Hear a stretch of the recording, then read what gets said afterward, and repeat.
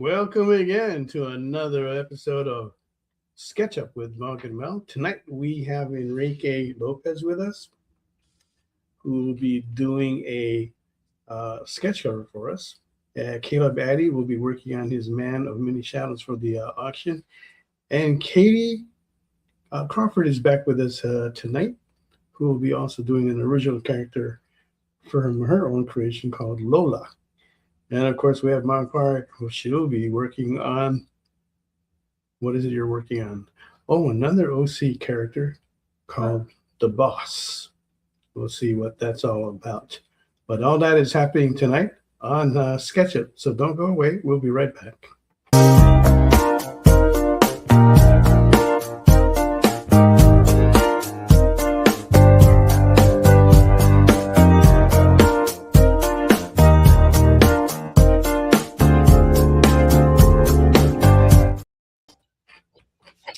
All right, thanks again for joining us. Earlier, I did say that Mog will be working on an original character called Boss Man, but that's incorrect. She's actually working on magic. Hello, Lorena. Glad to see you here. Kenneth, glad to see you in the house.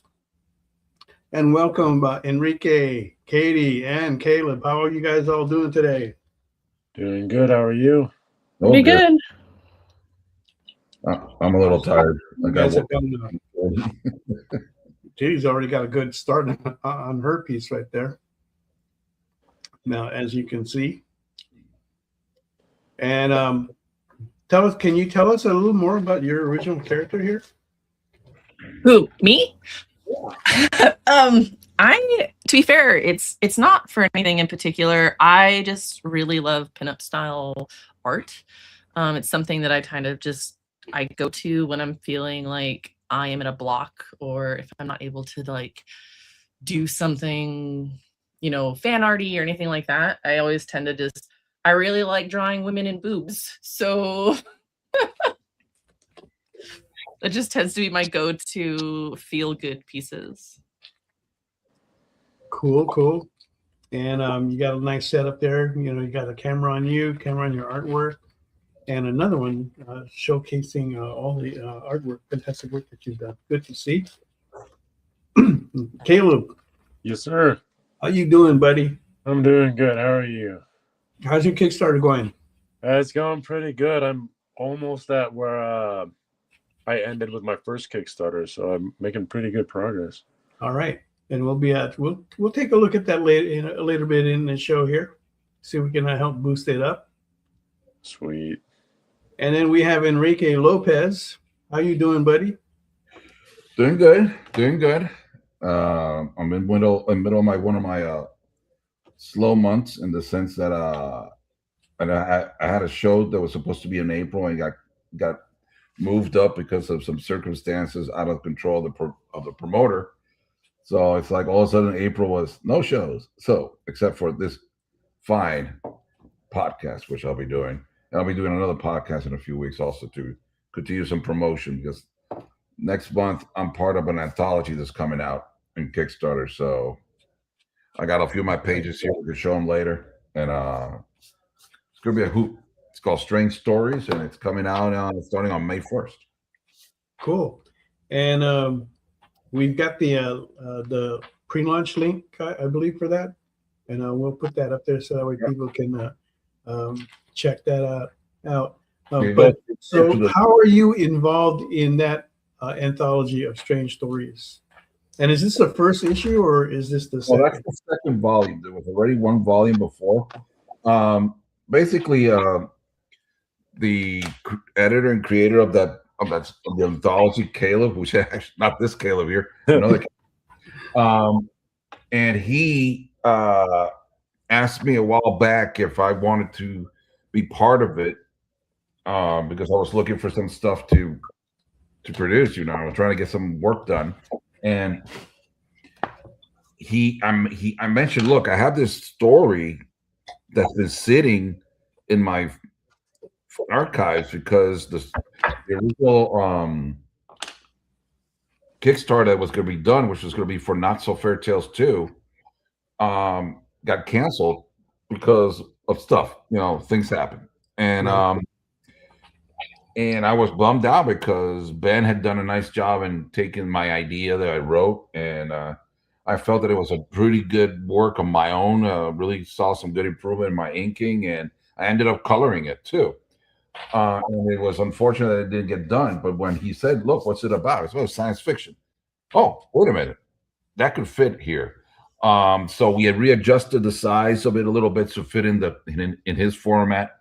Mhm. I spoke to the original artist with him. And I said, "Well, are you good with this?" He said, "Yeah, man, let's go." Finally, after 3 years, it's coming, getting seen. As I really enjoyed it because it was one of those stories that harkens back to the kind of influences I've had, and going back to the stuff that I used to read, like in 2000 AD and stuff like that.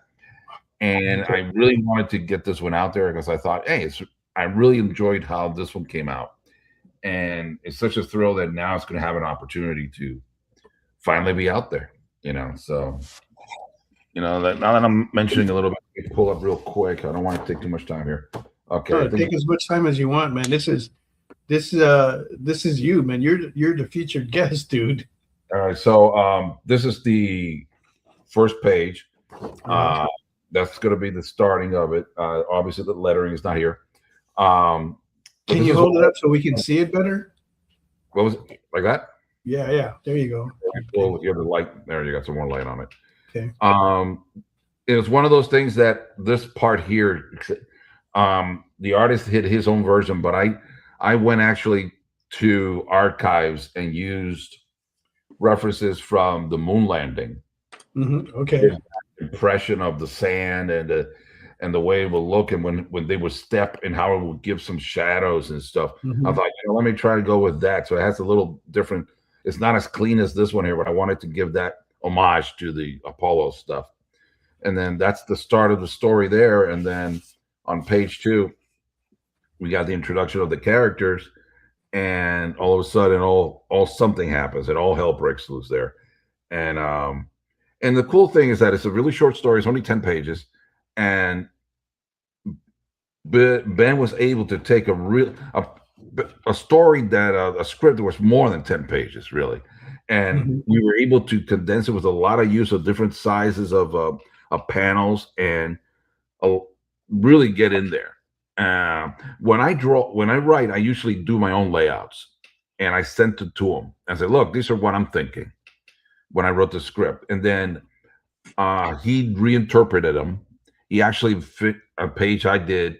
He really blew it out of the water. It was just like there are like 8 or 10 different panels on it, and then what I do is that I rewrite the script into dialogue to fit the panels as they're coming up. That's very similar to the Marvel method. That they just give the story. I prefer to work that way. And most of the guys and gals who I work with in stories, they like the idea that I give them the area to breathe, let their artwork flow. Every once in a while, I'll find an artist who wants me to go panel 1, panel 2, panel 3. This is what I'm looking at, and be more specific. But most of the guys I'm working with, and lately, are of this style. They like that I give them a short story, and they adapt it visually, and then I readjust the dialogue to fit the way they come up. Sometimes I'll do something, hey, that's not what I expected. Let's go with that now. And I'll put some new writings in there. So it's always nice. Originally, this was to be a dual tone. So it was going to be something like that. That was how it was supposed to be originally. And this version that we're publishing now is going to be black and white. So I basically took this and turned it into black and white. And I fixed it a little bit to give it more tone because of black and white. But this was the idea. I originally approached the editing team for the other project, and they loved it.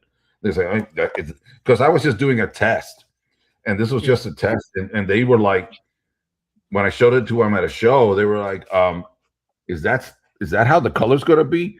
And immediately I was like, "Oh no, they don't like it."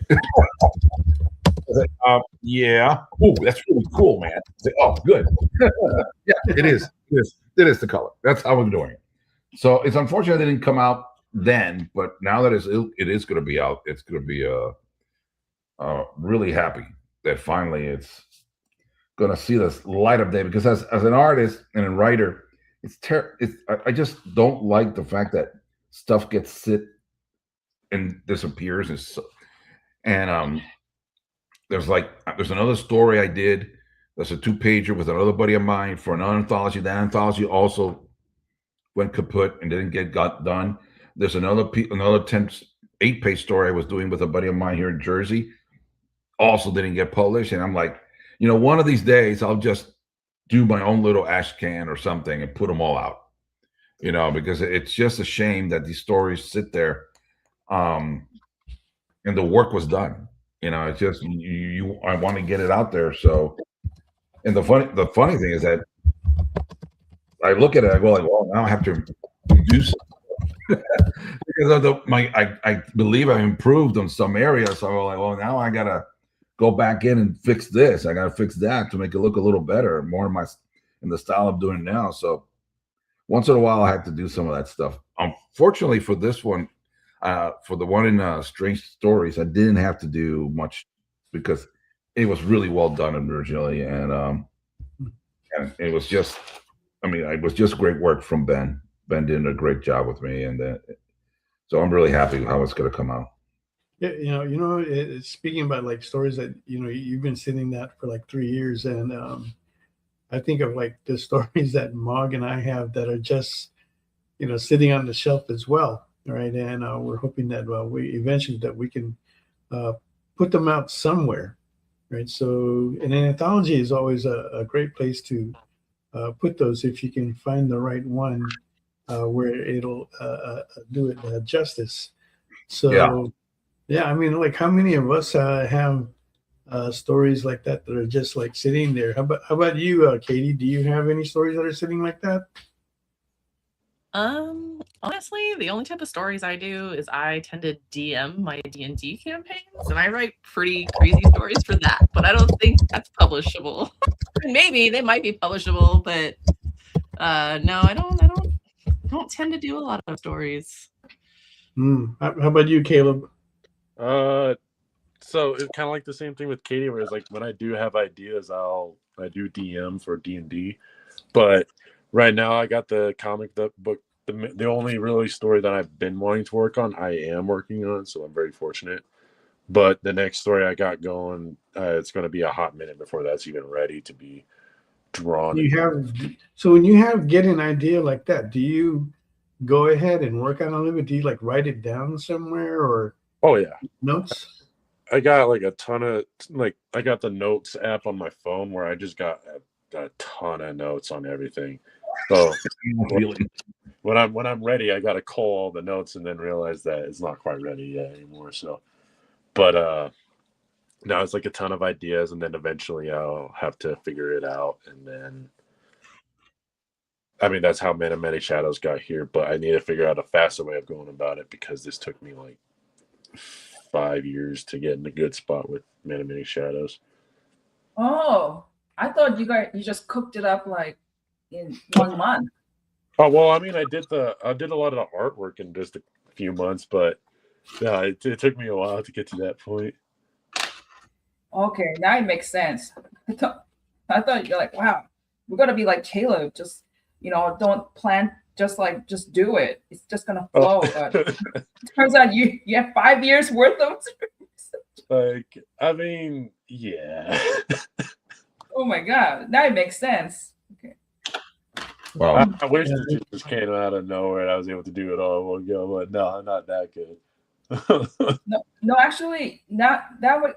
The more time you put in it, I think the more the story is going to be better anyway. So it's a good thing you did. Yeah, I don't want to rush any of the stories I'm doing. I'm not necessarily trying to be a perfectionist, but I do want to do right by the passion projects that I have. Even if you do 5 years of research, you changed some of the premises, like for book number 2. Like, does that like kind of like, do you get angry because you're just like, man, I just did this for 5 years and I have to rewrite everything? Like, does that happen?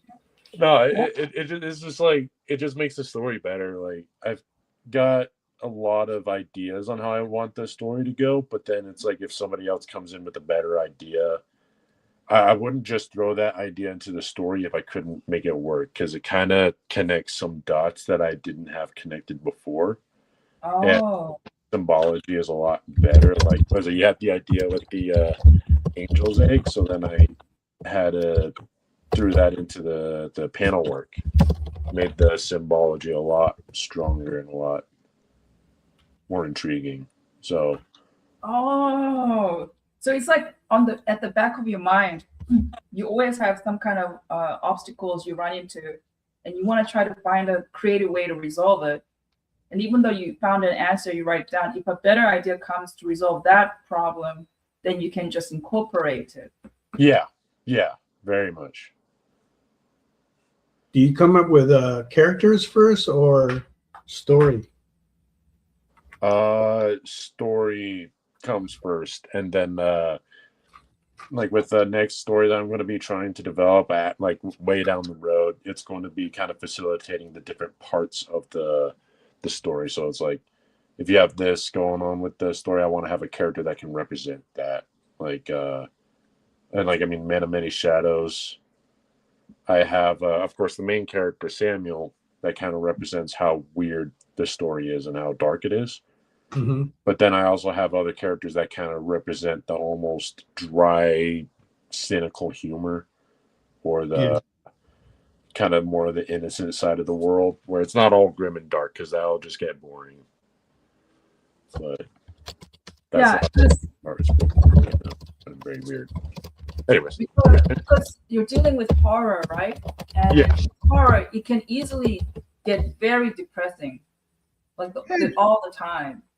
So is that kind of a challenge where you're trying to somehow put levity in the story, but you're dealing with a very dark, like a downer genre? So yeah, no, that has been something that I've been really like kind of worried about, where it's like, if it's too dreadful, it gets exhausting. It's like there's like some games that I play, or like movies I'd watch, where it's just like, it's so dreadful the entire time, you don't get any rest or levity. It's like, damn, okay, just gonna keep going. yeah, that's what I thought. Like, so I was curious about that. People who love horror, I thought they just loved be just down, like abject misery. No. No, I write a lot of horror stuff as well. Actually, I've done this project for a while, and they're bringing it back, but I don't have time to do it this year. But it's called Horrendous. And that all of these local New Jersey artists do this little anthology, which is horror stories, and it usually comes out near Halloween and all that stuff. I've people done, and they're always like totally messed up. Not so fairy tales. One of the stories I had was actually really. It looked really. I chose to do it in two different drawing styles, in the sense that I asked a buddy of mine who's it's a children's book art illustrator, and I said, I want you to do the first 6 pages, and we're going to make it look like a nursery rhyme. And I wrote it like that. I wrote it like, I don't remember right now the top, but it was like the wolf was out to the fields, and he was having and it all was rhyming like a Dr. Seuss thing, until we got to one point. And then for the last final 2 pages, I took over, and that went dark really fast. And it was one of those that I actually drew each panel in a large size, because I wanted to make sure I could get the details I wanted, and didn't want to just do it on a regular page. I said, no, we're going to make it big panels so I can get in there the details, and I'll just put it in later with the Photoshop. And so basically, the story and it was really funny, the first part. I mean, I had nods to Star Wars in there. Like when he puts himself as, like in the story, he gets himself as a sheep, but here he puts on this powder to make him look like white. So when he goes under the fence, he hits his head, And I know some people picked up on that, other people did not. He went over their heads, but they're saying, is that a reference to the stormtrooper that hits his head in the first movie? And yes, that's it. That was a nod to that moment that not a lot of people remembered it. It was funny that it was only until the movie was available in VHS and widescreen that you could actually see the stormtrooper hitting his head when they come into where the droids are in the Death Star. When you would see it on TV, it will be cut out. So it wasn't until it was able to be seen widescreen that people would see it. So I put a nod to that. But all these stories, like the wolf in sheep's clothing, the original story, the wolf goes in there and he gets eaten by the farmer at the end because the farmer says, I'm hungry, I'm going to go get a sheep to make some dinner. And he ends up killing the wolf. That's the original story. And I said, well, we got to do something. It's not gonna be, that's why when the book was called Not So Fairy Tales was because of that. So in my case, I had the final scene was I combined the wolf with Little Bo Peep. So we had sheep and stuff out there. So it was like, well, Little Bo Peep was not so nice. And then I had one scene that she's like, you don't know what she's doing, but she's actually filing this butcher knife.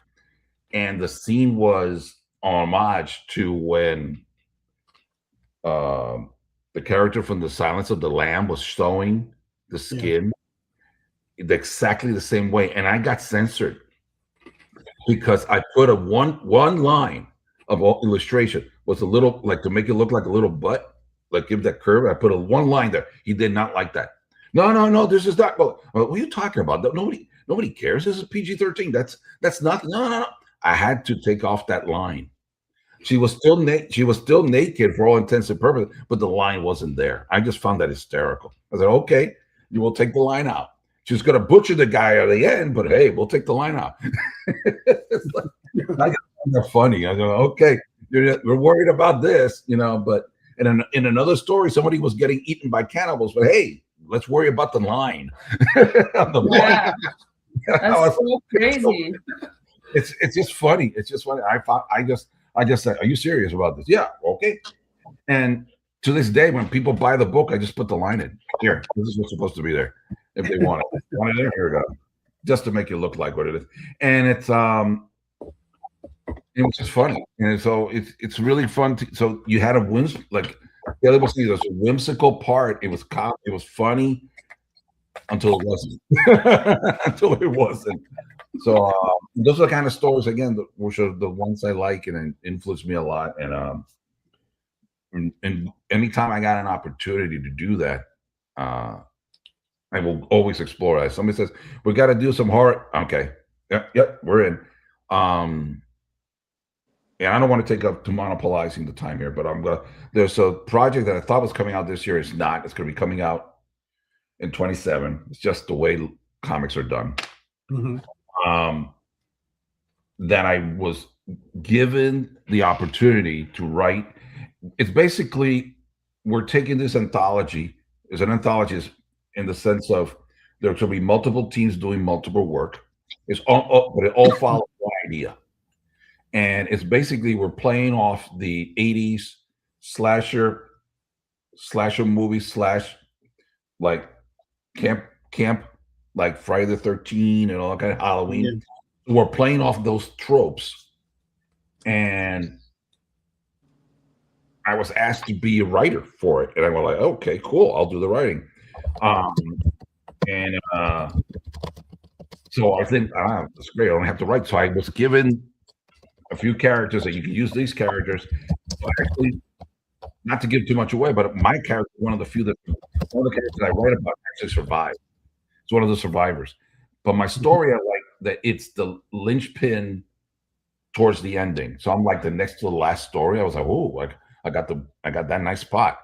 And I was able then to use elements of stories that were happening before to affect my characters in mind.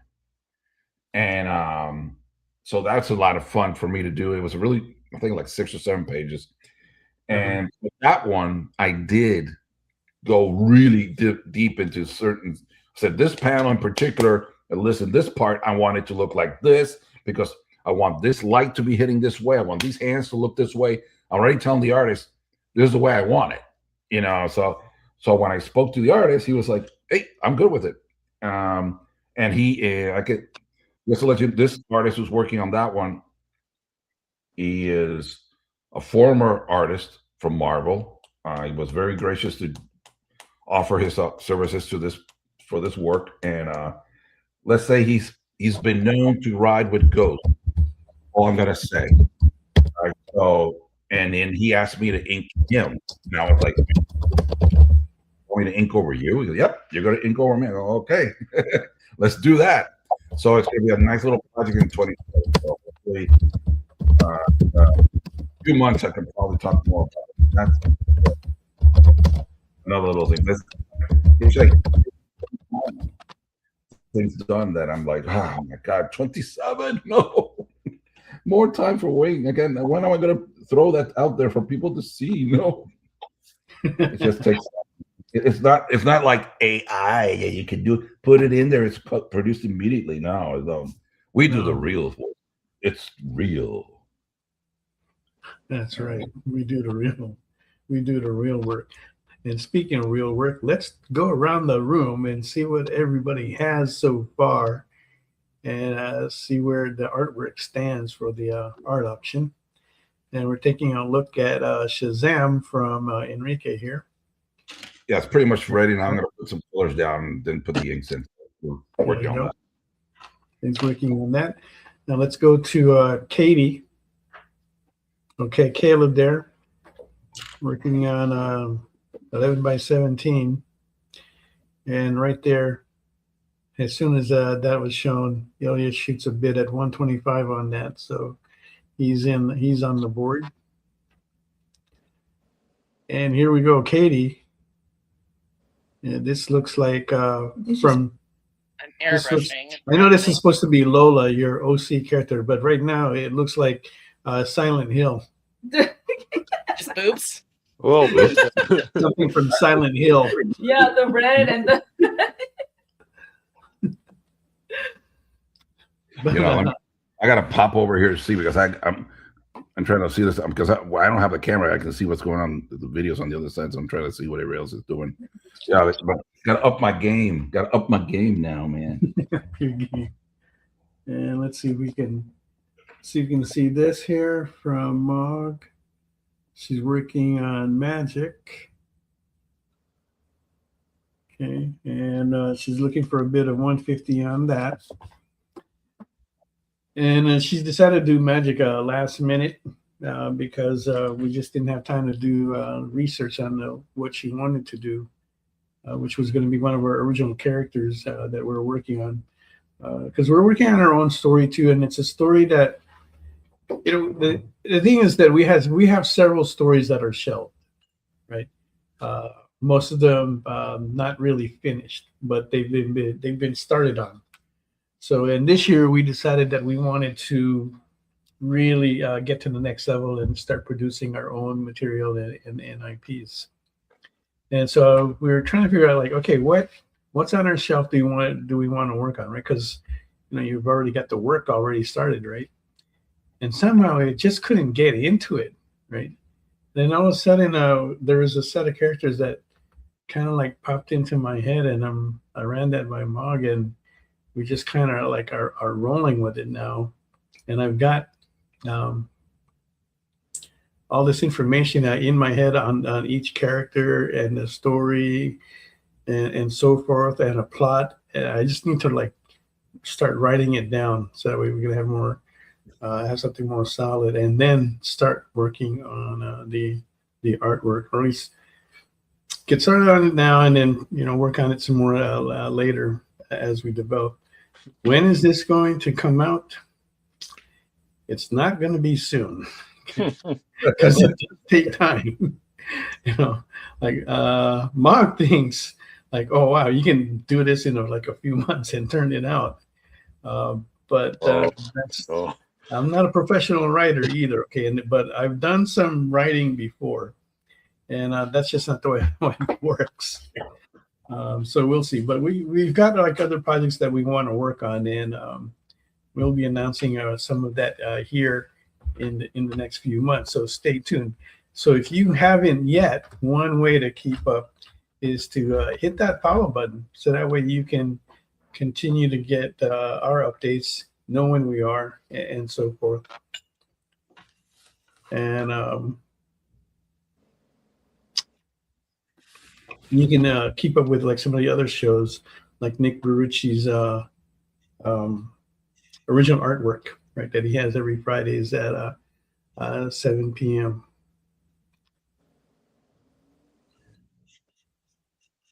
Okay. Well, I'll tell you that you talked about ideas and stuff. I've got a whole bunch of stuff in my mind, and every time I have this routine that when I'm done for the day and stuff, you know,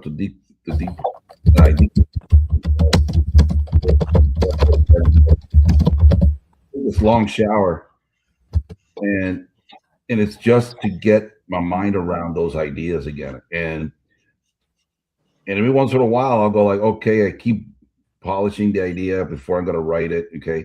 And then the other day I go like, oh, wait a minute. Now I can do it this way. Maybe it'll be better this way now.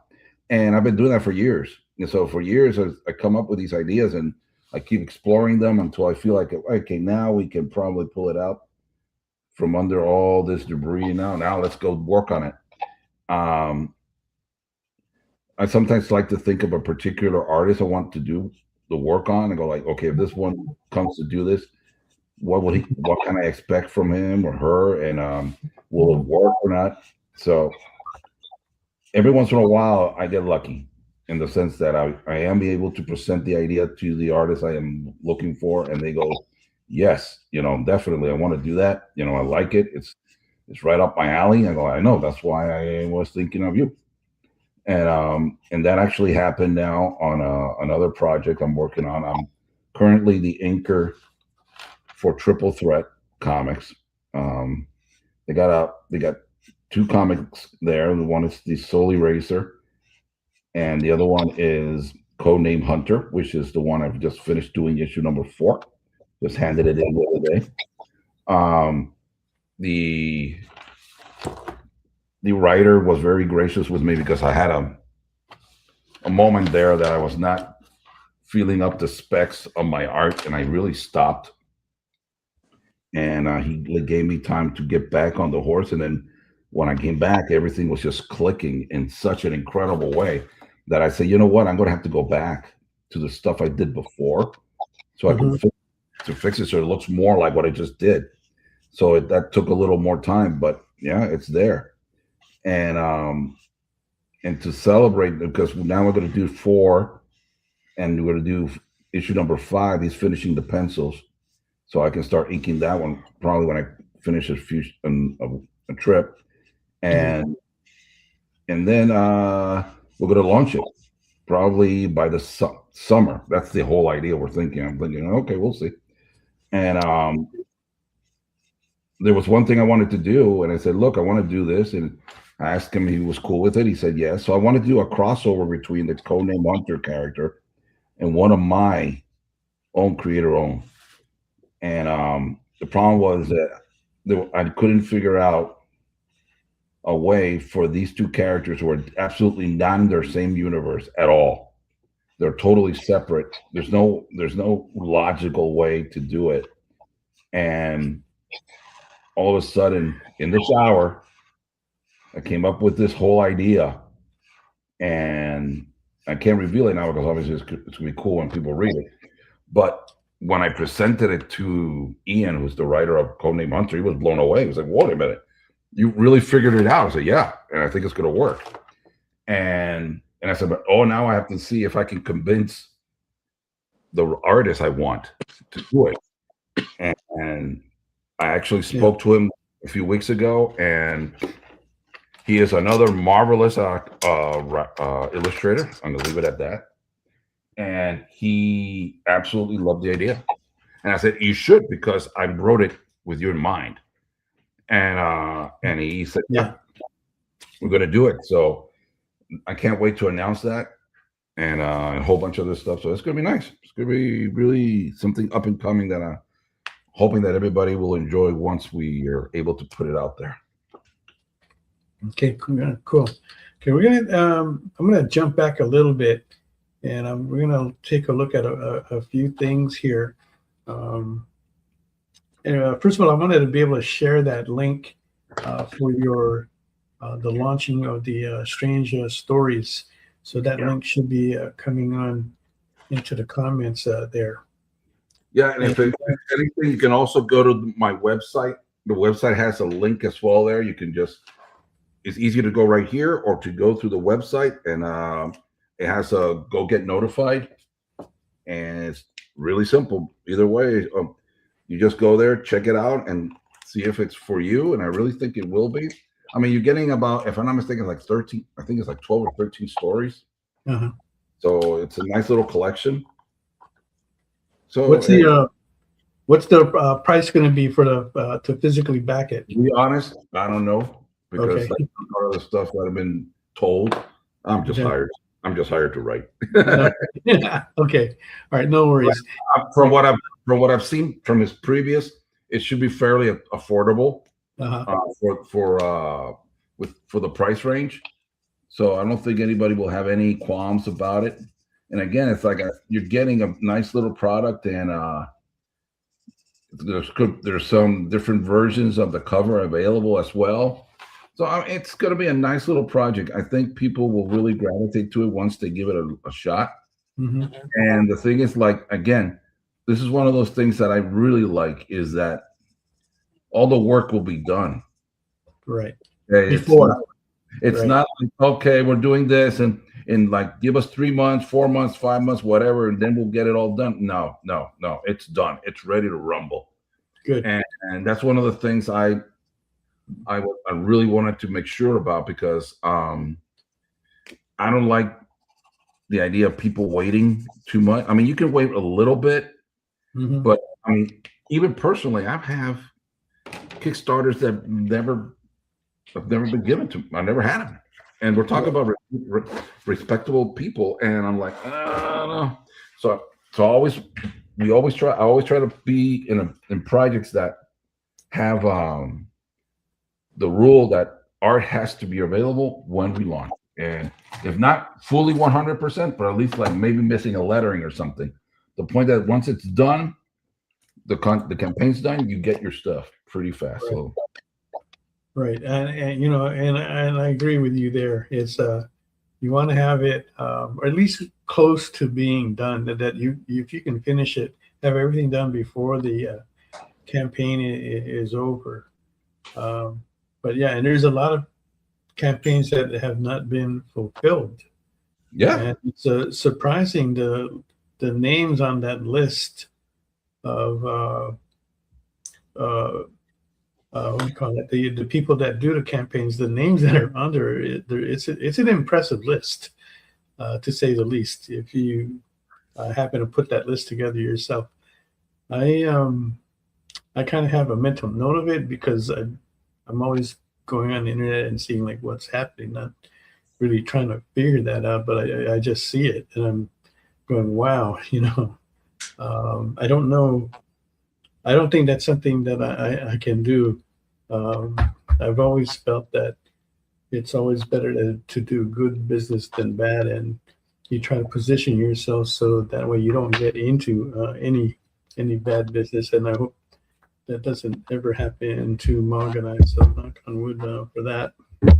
It's basically just avoid the hubris of thinking. You have to be aware of what you're doing and what it's going to take, and if you're going to make that kind of a commitment, make sure you follow through and not jeopardize the finances, where everybody tends to have their issues and problems with.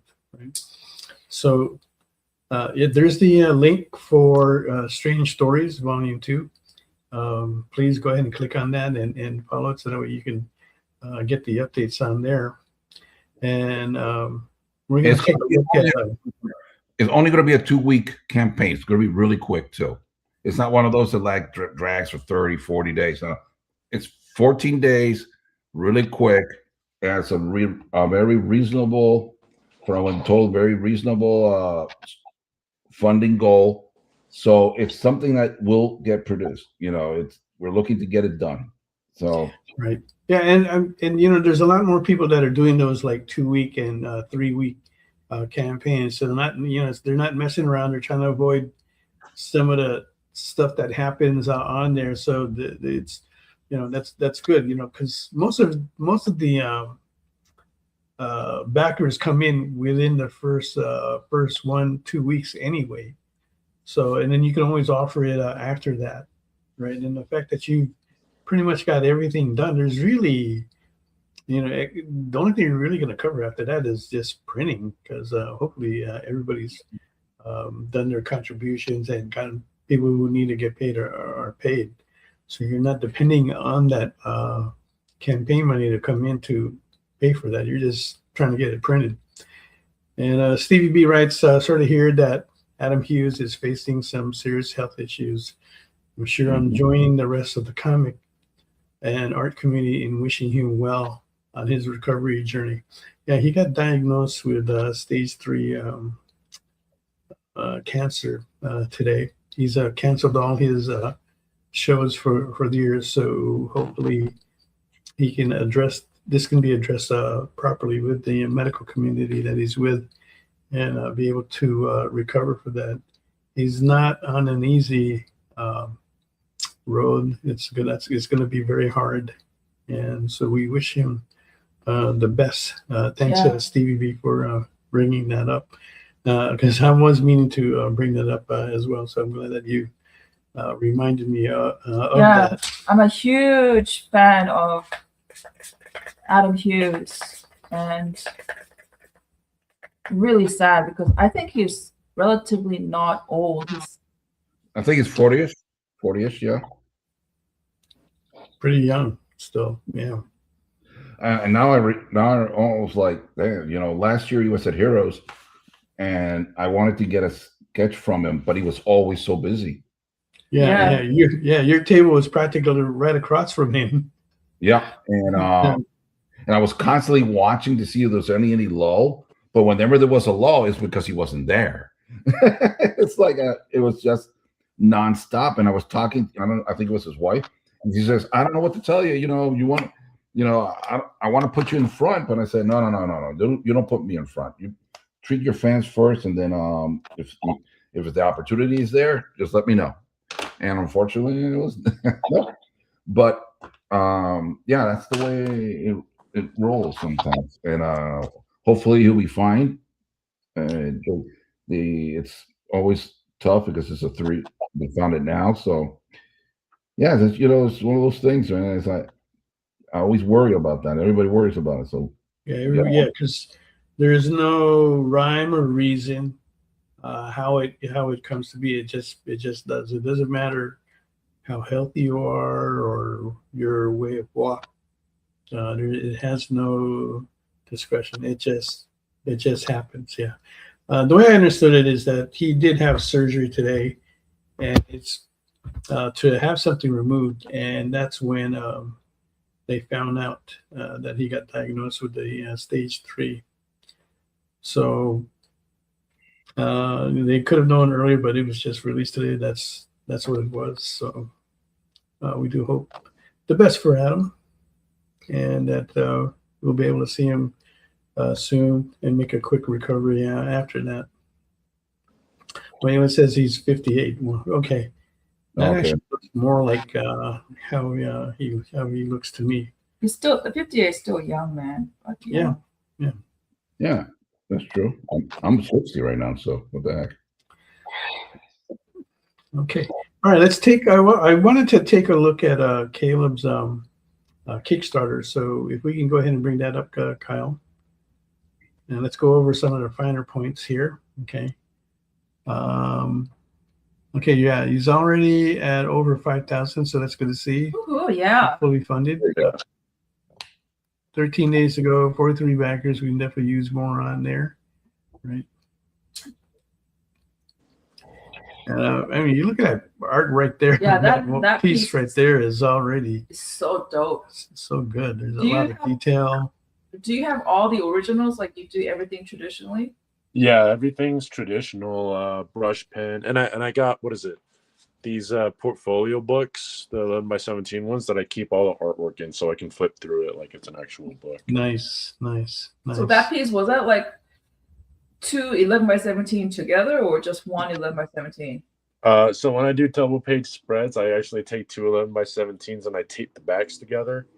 So it's technically two pieces, but I draw on them at the same time. One, yeah.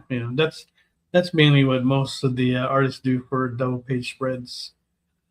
Yeah, and I do 18x24, but scanning that in was it was a bit of a hassle, so I just stopped. Yeah, you know what? I was like, because whenever I do these double spread pages, if I'm going to do it in my head, I'm thinking it really kills me that I have to split it in half. But the financially scanning an 18x24 each, because this is my experience, is about $100 to $150 each.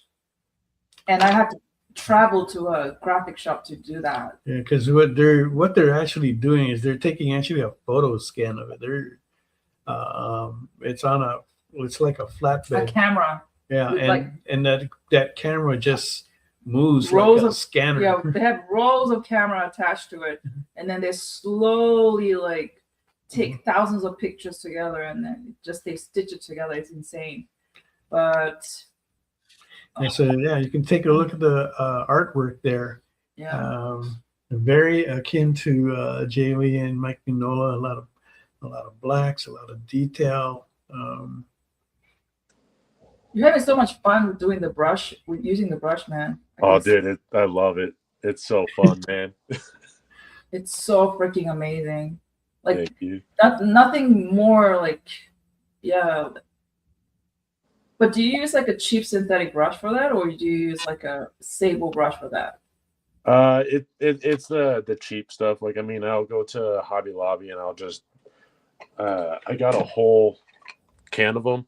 So when I'm running out of ink, I'll just grab another disposable brush. Yeah, because with ink, it ruins brushes so fast. Oh, dude. I ruined so many brushes just because of that. So it's like I stopped doing that. Yeah, just buy a cheap one and then go through like crazy. That's probably fine. There you go. Okay. Yeah. So if you want to back that Kickstarter, you can go to the link that's coming here, and you'll be able to jump on that. How many pages is it this time, Caleb? So the first time was 36 plus 4 for the short story, but I'm not doing a short story this time. So it's just the 36 pages. Okay. Yeah. So you're still getting a whopping 36 pages per issue there. Quite a bit of a story, as you can see. All right. So hopefully you guys like it. Selling this book has been pretty easy for us at the con. So it's one of the rare. It's one of the rare books I don't have to talk about. Not too much. People just come up and say, what is that? Well, they're intrigued with the cover that Mog did for that first issue. That kind of really grabs people. Oh, good. I love that cover. Then, I just stick the book in their hand and they kind of like peruse it, and I just give them a little bit of information, and they go, I'll take it. Yeah, that's like the one time where I see effective. It's just black, and then the more say, "Oh, it's all black and white inside. It's like traditionally done." And you think it's going to deter people, but it doesn't. The black and white is a powerful marketing tool. I don't know. Have you realized that, Caleb, with yourself too? I mean, kind of, yeah. Like especially with some of the older collectors, where it's like it kind of brings them back to the way that the old comic book explosion was, and it's like I kind of ride that advertisement a little bit, but I see. I also just love drawing in black and white. Every now and then I do color, but I feel like Man of Many Shadows has to be done in black and white. Yeah, don't change, man. Don't ever change to this. Thanks. Dude, that's like freaking amazing. And you said this is 2 issues, right? Yeah, so it's the Book of Poison, which is the introductory, like this is what's going on with the comic book. Yeah. And it's just 2 issues. The one that's coming after this is going to be a bit longer. I plan on that being like 5, maybe 6 issues, and so on. But I got plenty of like maybe like 8 books planned out with different plots and stuff. Okay, cool.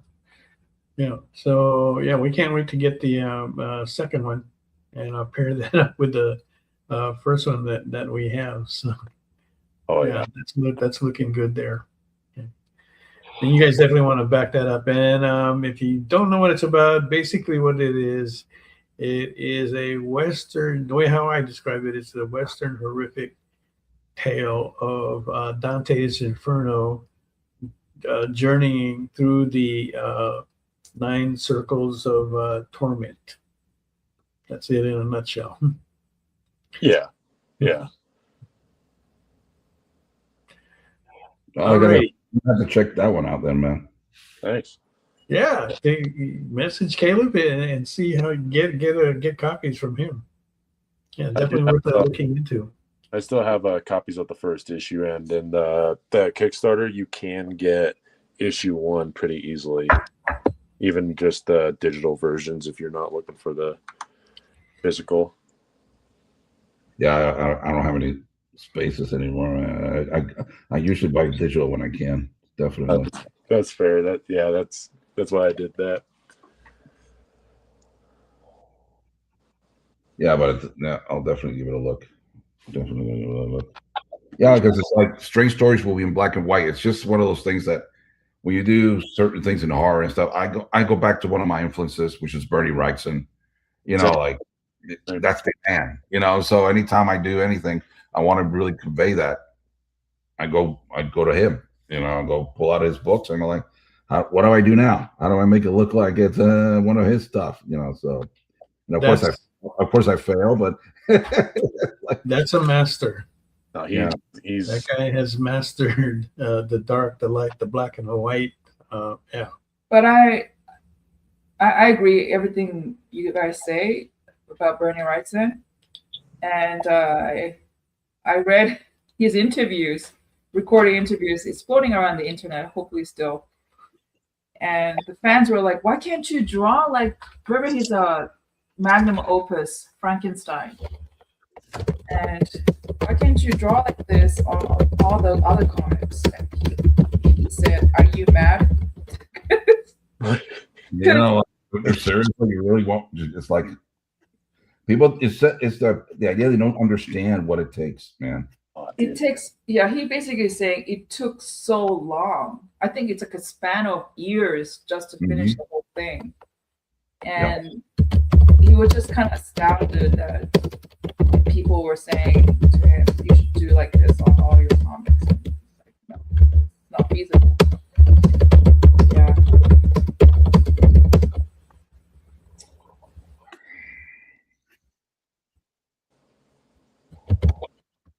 Yeah, that's kind of what I'm trying to do with issue 2 is like go in on the artwork as hard as I can, but there's no way I can keep up this kind of detail for all comic books. I would lose my mind and start hating my job.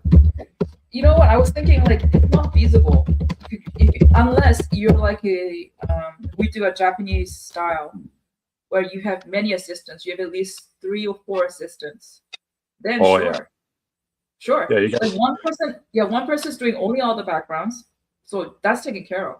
One person's doing all the pencils, and then right after that, the moment you do the face, you just hand it to the guy who does probably like the inking of it, and then you hand it to the other guy who's just doing the backgrounds of it. It's just then you churn it out. Then you can do it within such a short frame. It's just not feasible.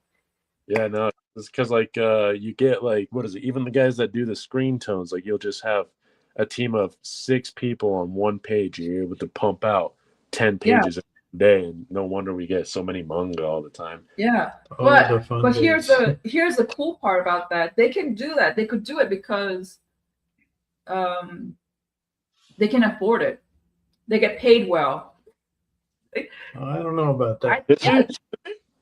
Not from what I heard. You have to support the guys. You can't not pay your assistants. I've heard some of those assistants are, in fact, many of them are not paid well.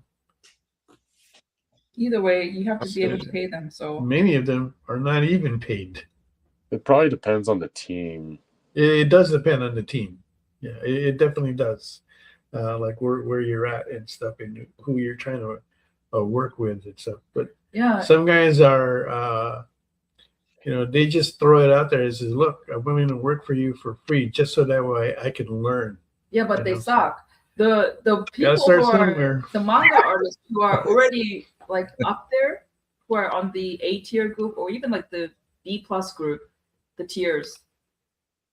If you look at their assistant's resume where they have the backgrounds who does take care of that, they gotta be really good.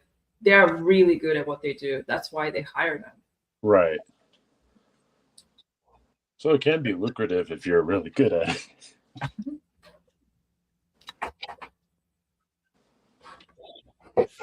I'm just reading there's comments between me and Stevie. We're talking about the senior years of some of these actors and actresses.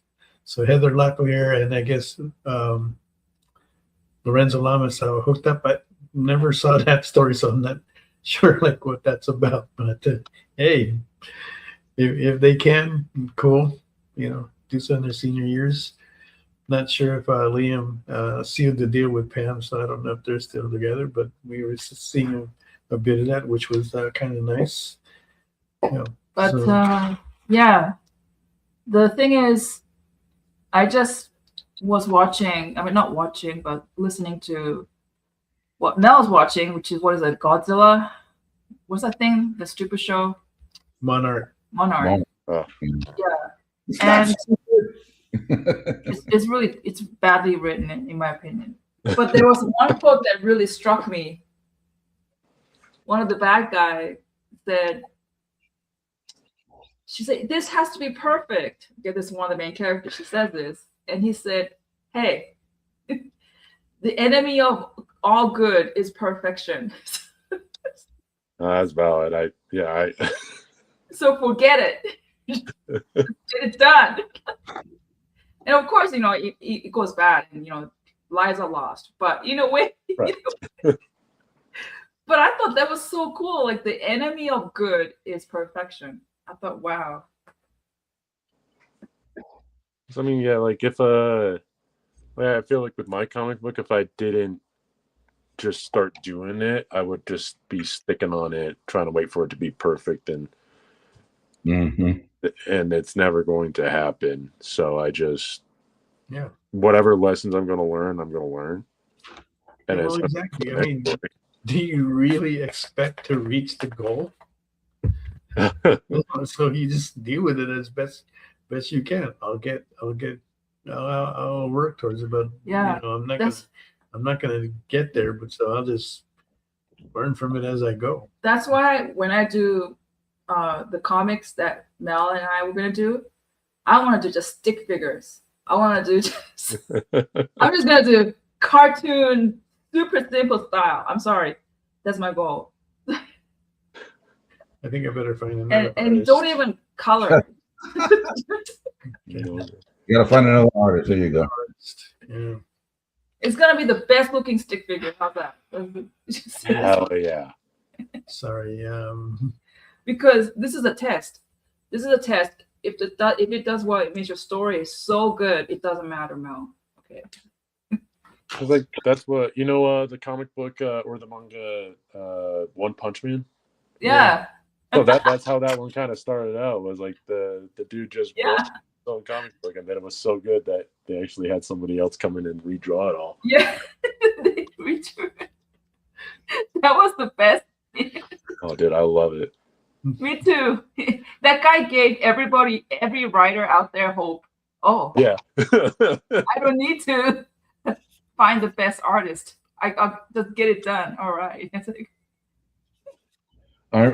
I remember when for Not So Fair Tales there was a story I wrote that I had planned for this particular artist to do the work with me, and he told me, "Yeah, I'm going to work it with you."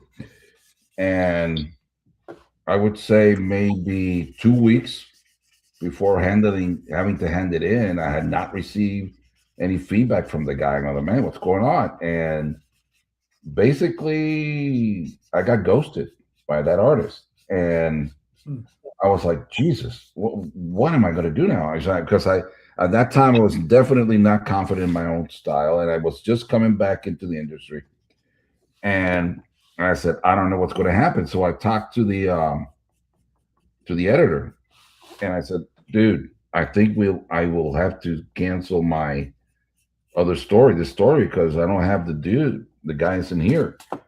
And the editor called me and he says, I'm going to tell you this once. I don't care if you have to do stick figures. That story is in. It's too important not to be in this book. And that really was a shot in the. Wow. And I was like, really? And I said, you know what? I'm going to figure it out. And I ended up doing something totally different. And is that I would do all the pages were just one panel. But because the character was in a cage, I simulated the character being in the cage by using making the bars become like panels.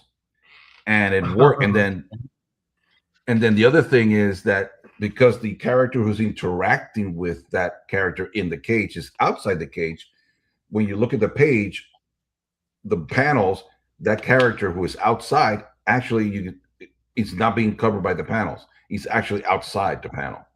And it was totally different. People were like, what the hell? I was like, well, man, this, like, it's one of those things that I had very little time and desperate. And I said, this is it. We're going with this. And to this day, that's one of my proudest work, because I actually, when I look at it, I go like, oh my God, that's horrible. I can't believe I did that. Yeah.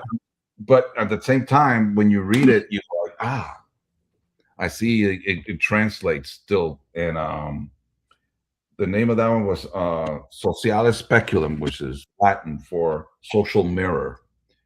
And it was a story I wrote during COVID, and how society looked at different individuals and stuff. And that was one of the things that I was thinking, how do I bring this story without bringing the preconceptions of characters? Because if I would say like, if I use like Cinderella to give you like my daughter did for her story, you would have a preconception of what Cinderella is about. So I didn't want to have anybody looking at a character and saying, wait, this has to be about this, because that's why that character is. So I chose the most obscure character in a fairy tale called Iron John. And people are like, what? I said, yeah, exactly. That's what I want you to go like, what? Yeah, because you have no preconceptions. The story was basically this character he's a forest creature that is captured by a king. He's imprisoned in this cage. And the only way he gets out is when the prince lets a ball roll into his cage. And he tells the prince, I will give you the ball back if you free me. And if you free me, I will make you a rich man. And then he does that. He gets the key from his father and he frees the creature. He becomes powerful and becomes famous. And the prince does great things with the fortune. Now, that's not what I wanted to talk about. I wanted to talk about being imprisoned. And when you think about it, it's probably very relevant for today, even today still. And this character sitting out, he didn't throw a ball in there. He's just walking by and says, why are you in this cage? And the character explains what he's doing in there and why he was captured and what happened to him, with all the connotations that I wanted to do with the society. And when you see who the character is at the end, because it is a very famous character, you go like, wow, now I get it. Now we understand. And it's like I said, it's one of those moments that the inspiration came in. I never expected to be able to produce that when this artist, and I actually bumped into that artist years later, and he was like, I can't forgive me, man. I can't believe it. Don't worry, man. It happens. It happens. But I'm never trusting you again. Not hiring your ass again. No, that's over. That's over. All right, let's take a look at the artwork here. We can see Katie's right there. She's still looking for a bit of 100 on that. Awesome. Caleb already has a bid of 125 on his. Yeah, there's Katie's. And then Caleb, who's working in the 11 by 17, already has a bid of 125 from Ilya. And this is off of his own story, Man of Many Shadows, and you can find a link for that in the comments. And then we go to Enrique, who's working on Shazam. Yeah, it's done. I'm gonna leave it at that. Yeah, very done there. Okay. And if you see, what was the opening bid you're looking for in there for that one, Enrique?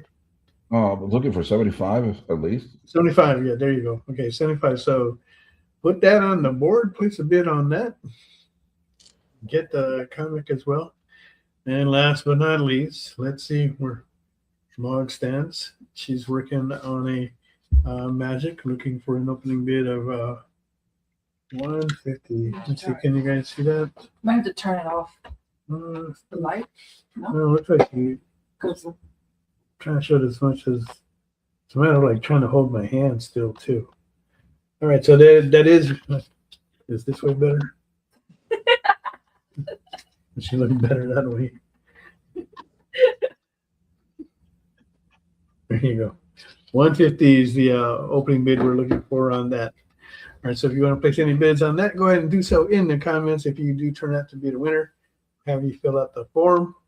That'll come back to us, and that'll let us know like exactly where each piece is going to. All righty.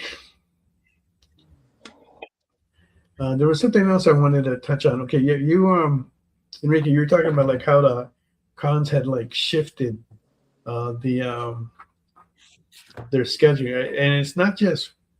There's actually several cons that have shifted their scheduling for the year, where they've moved it up 1 or 2 several months.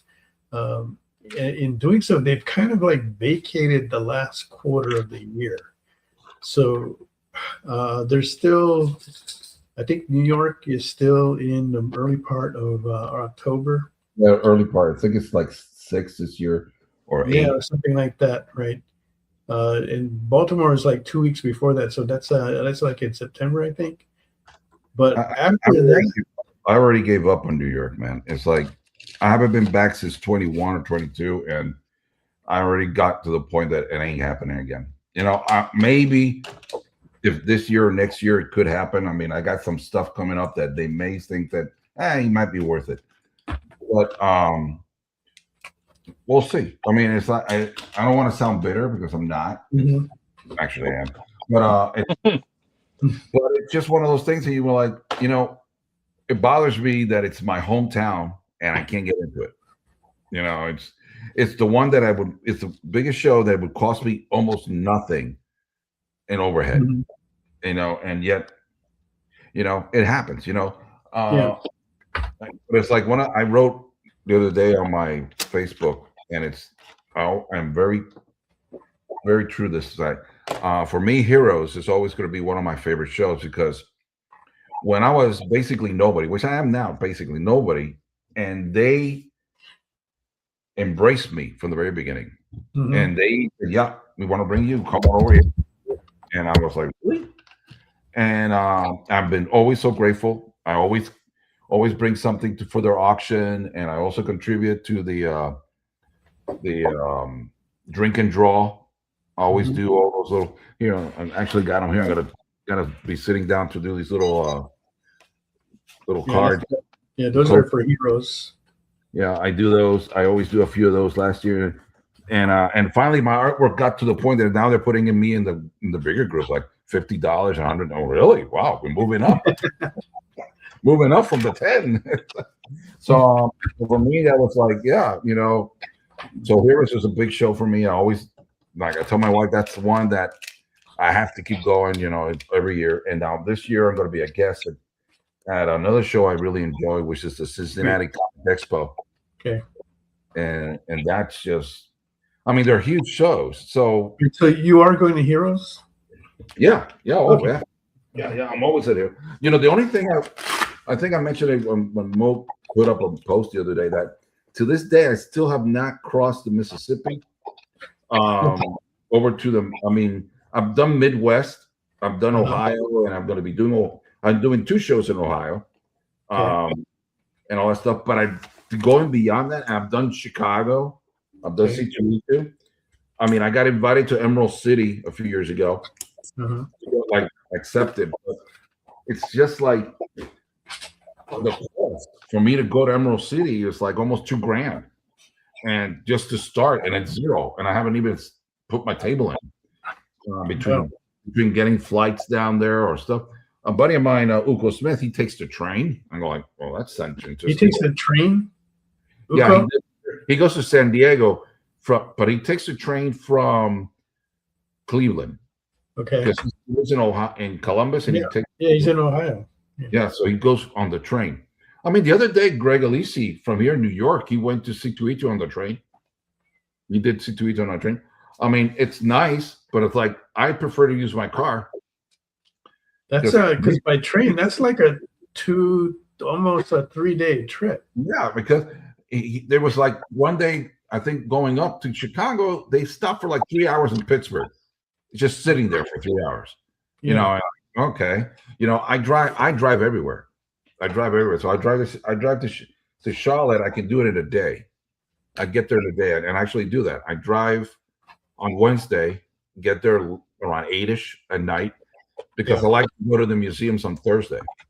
I like to be able to go to museums, hang out. There's a French Quarter restaurant that has this great chicken during the day on Thursdays, and I go eat there. And then I go set up, hang out with the people at night, you know, and take a relaxing time on Thursday, so I can be ready to run Friday.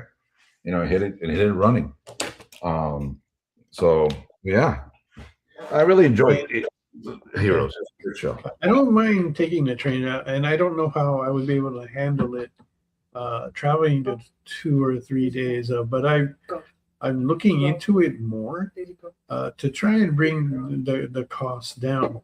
It's not that cheap either. Let's be honest. Some of those you have to look at it, because some of that is depending where you're going to and where you're from. The pricing can be pretty much as an air ticket. So then that defeats the purpose, right?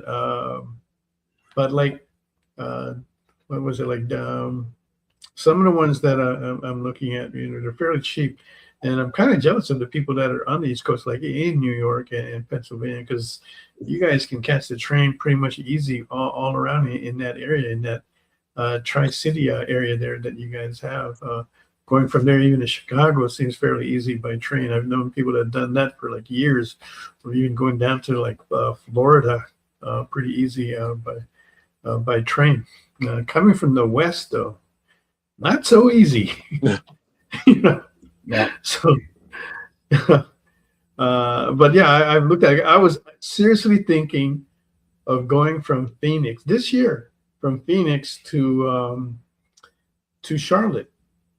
Okay, and the price of that train ticket is as much as a plane ticket. So in that case, I might as well just go by plane, because it's not really saving me anything. Well, it all depends in the sense of. Let me put that there so I can see. All right. I was at the show the other day, the Hollywood Comic Con, and that was in Pennsylvania. I bumped into Jeff Brennan. And he's doing a lot of shows now. And he was telling me that, I was saying, look, man, I keep getting invited to Florida, you know, and stuff. But like right now, they wanted me to come in for the Tampa Bay show. And I'm like, man, but the problem with that is just getting there, and I have all my stuff and I want to drive. I mean, I could drive, but that's 2 full days. And I'm like, and then if I take a flight, then I have no car, then I'm down to Uber. And Jeff goes, but you could take a train with your car. You're like, what? So there's actually a train from New York that goes down to Florida, and they put your car on the train, and when your car and when you have your bags and everything in it, and when it's time to pick up your car, it comes out like in a little carousel. Yeah. And you get on and you go. I'm going, yeah, but I said, how much does that cost? Yeah. Yeah, it's like it all costs, like $800 or something like that. So I'm like, wow. So, but their options are there. The options are there. But like I said, I drive everywhere, and this year I'm doing 14 shows, and some of them are close by, like the ones in Pennsylvania and stuff like that.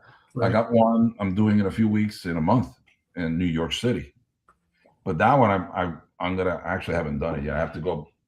I'm gonna reserve a parking because there's a parking right in front of the hotel the show's gonna be at, and my daughter's coming with me for that one, and so I'll say like she's working that day as well. So I'm like, okay, so we're gonna park in front, but normally we probably just take the train from just go leave the car.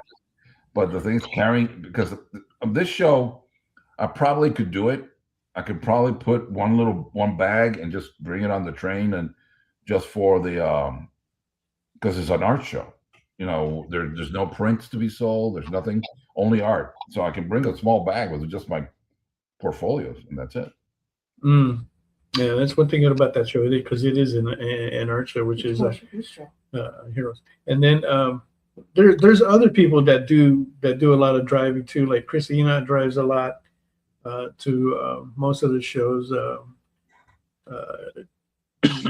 Not if he has to. He's from Indiana, so he's not gonna drive to like Emerald City, but he will drive to like Chicago, Dallas, and all that. And, Uko's the first one I've heard of somebody that's taking the train. So it'd be interesting to talk to him more about that, because I've considered it. And like Kyle said here, you can get like a lot of work done on a train. Not sure how far you're traveling, Kyle, though. Doesn't seem like you traveled that far, but no matter the distance, I'm pretty sure you can still get like a bunch of work done. Because I know that's what I like. That's what I do like riding the train, is because I can get work done. Unless you get driving. I've done like 2 and 3 day train trips for work. It's really great for because you don't have the internet, right? Like, unless you pay big money for it, so you're unplugged. So you just sit down and get the projects done. But is the internet good? Do you have a good connection on there? Well, no, that's the point. You don't. That there's no internet. Oh, there's no internet. So there's nobody to bother you. Okay. So you could just get your project done, and nobody's going to distract you with, "Hey, did you see this meme?" Or stuff like that. So I started doing it after talking to Jeremy Hahn, who wrote The Beauty, or who wrote, that was the FX show, and he's at Ignition Press now. He'll take long train trips to conventions just so he can finish a volume of the book. Isn't The Beauty the body horror one? Or Yep. Oh yeah, okay. I want to watch that. Rather than sequestering himself in a hotel, he'll just get on a train. Right. That's the other thing, right? Because that's the other thing to weigh out, right? When you're doing these shows and they're connected weekend to weekend, right? You can always fly back home, but then you start looking at it, the flights that it's going to cost you to fly back home and then to fly back out. That costs is actually more than if you just stayed out where you're at somewhere, or where you're going to. Is actually less than the airfare that is going to cost you to make that trip of going in and out, and that's what I've been considering myself. So in a way, you're saying a train might take 3 days, say $300, but you're also saving the lodging on the lodging because you're sleeping on the train. Right. Okay, you're doing all that, right? So that's the advantage, right? So I'm probably going to crack down and eventually try that and see. But I don't know if I want to do it this year. I've already got, the year is not over, and I still have some of the cons are still connected consecutively. And that's the whole thing that started this conversation, is when Enrique said that the con that he was doing got pushed back up. What's happening with this year is that there's many cons that have vacated the last quarter of the year, right? Except for like I think there's only like a few cons in New York is at the beginning of October. After that, it's pretty much empty. For us, we got Maui Con, but that's not a big con, so I don't want to really count that too much. But other than that, the fourth quarter for this year, it's empty as far as cons go. Whereas before you would never hear of a con being in the fourth quarter because that's too many holidays that you want to go against. You got Halloween, Thanksgiving, and Christmas, and then New Year's around the corner. Who in their right mind wants to do a con during that time? Well, But I don't. It's just. But they have happened though. On the Saturday after Black Friday. Ask me how much I made. None. 5. Oh, yeah. It wasn't 0, but I'll tell you this, a quick story of that, and let Mel finish. It was in this hotel in Jersey. I was right next to my buddy Keith Williams, and all we did was just talk to each other all day. So at one moment, I got hungry. I said, "Look, man, I'm gonna go find something to eat." So I went downstairs and I said, "What's available?" And they go, "Oh, they got burgers." So I ordered a burger with fries, and they gave it to me. Eventually, I waited a few minutes, and they gave it to me, and I went upstairs. When I went upstairs, it had huge burger with the fries, the bacon, and everything. It had a little mini ketchup bottle in glass, the glass ketchup, everything. Keith looks over. What is that? And I was like, "What is that?" "This is the stuff downstairs, bro." And he went down and got himself one, and we ate it. It was the best burger we've had. And every time we go somewhere, we eat burgers, go like, "Okay, is it or is it a dime?" Nope, it didn't reach that level. It was that good. It was one of the best burgers we ever had, and it was. I mean, I made $5. I paid more for the burger than that, and but it was just really, really good. So it was just funny how that worked out. No, but I was looking here, like this year. Another thing is that a lot of shows are conflicting. Like Three Rivers Con, I can't do it because it's because Lehigh Valley is the same weekend. The Trenton Charity, which I usually do, I've done it for like 4 years. I can't do it this year for the first time because they moved it from May right into the date of Heroes Con. I told them, "Bro, big mistake. You're gonna have trouble getting major people to come. We're all at Heroes. Fan Expo Philly, I have not been able to do it because it's always hitting something. And this year it's against one of my charity ones that I like to do in New York. And then Fan Expo Boston, the last few years they've been doing it the same weekend as Terrificon. What's going on with you guys? I mean, really? Boston Terrificon, Boston and Connecticut. I go like, really? It's the same public. Then Baltimore I can't do because I'm in Cincinnati. So it's just like every show is like going up. It's because there's only so many dates. Like you're saying, they want to avoid that holiday. But look at this. I got the Carlisle show is middle of October. I'll be in Akron for November, beginning of November. But like every year I look at and I say, when is Memorial Day? When is Mother's Day? When is 4th of July? And like on the map, and to see if any shows touching those weekends, like, oh, we're on the weekend of Memorial Day. No, I'm not doing it. No, because they don't do well for me. They're just people don't go. And there's one I'm looking at for December, which is in Ocean City in New York, in Maryland. But that show is so popular, I haven't been able to get in. It's like to give you an idea that it's so popular. But that one, everybody tells me that say if you get in, it's great because it's out of season. Hotels are like $50. It's like real, and they're nice hotels because that's a tourist town there. But yet the show is really popular down there. So I've been trying to get in for the last 4 years. I haven't been able to. So a lot of these shows just keep bumping into. And the one that got canceled was this Jersey show, Super Jersey, and it wasn't their fault. Is that the dome they're in? It collapsed. Yeah, collapsed. So they moved it to August, and I go like, okay, I'll do it. But it's a one-day show. It's a one-day show. So. Yeah, for us, LA Con was in December, and that was like I think it was like the weekend after Thanksgiving. And it's on Halloween. LA Comic Con's on Halloween. Yeah, this year is on Well, this year, that's what they're saying. But you know what? They haven't really. I don't know if that's solid yet because we haven't heard anything from LA Comic Con yet. And here we are in the middle of April. Yeah. So Halloween is on the 10th. Usually you want to announce a con like 6 months in advance. And we're on the 6th month now. So I'm starting to question if that con is gonna go on or not now. They haven't reached out to anyone yet. Nobody that I've heard of. In fact, people are asking me if they reached out to us yet, and nothing. So I'm not sure like what's going on. So yeah, LA Comic Con is scheduled for 2026 of October 30th through November 1st at the LA Convention Center. They did it. So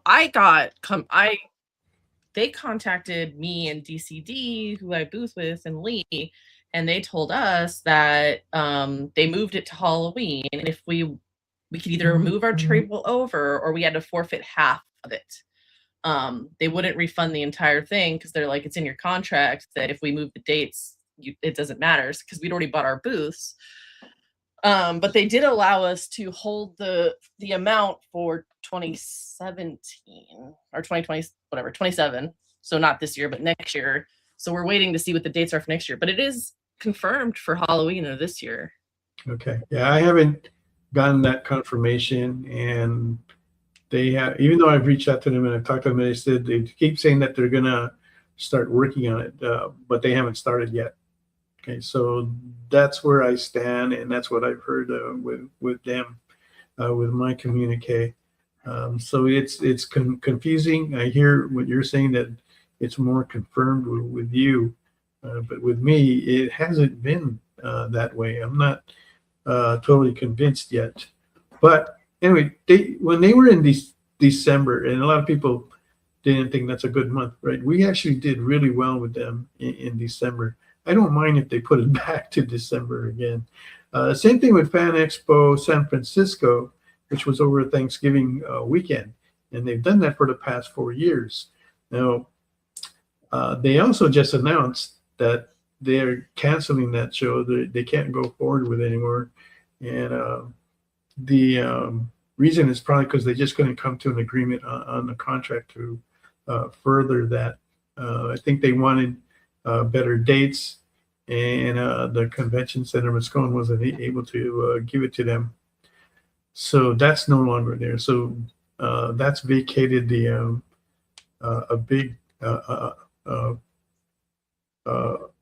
con schedule for us for that last quarter.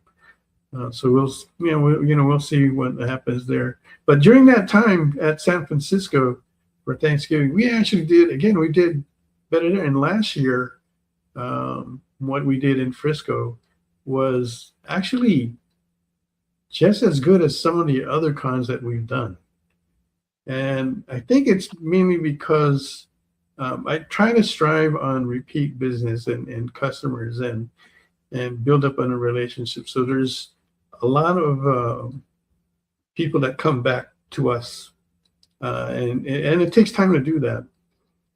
But we managed to do that. And when it got announced that it was being canceled, right, the thing that I'm thinking of the most is, wow, I hope we're going to be able to reconnect with the people that we met there, that have become friends and have become like big supporters for us.